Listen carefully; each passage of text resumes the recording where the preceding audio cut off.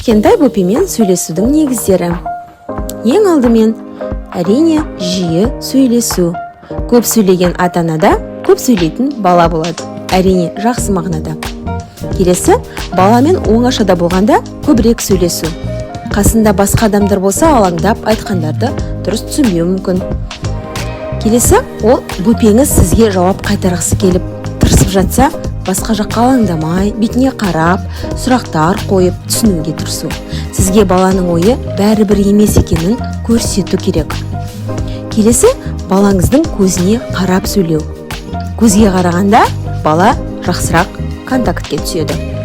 Келесі, ол ұзақ уақыт теледидардың қажеті жоқ. Баланың телевизор алдындағы уақытын әрине азайту керек. Келесі, тек қана бөпе тілімен емес, арасында кәдімгі үлкен кісілерде сөйлеу.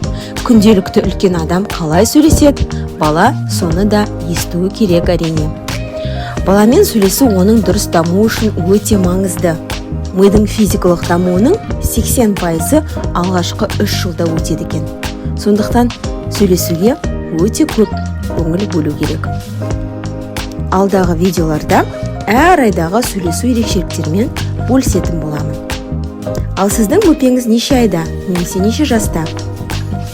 Осы видеоның астына жаза кетіңіз. Рахмет!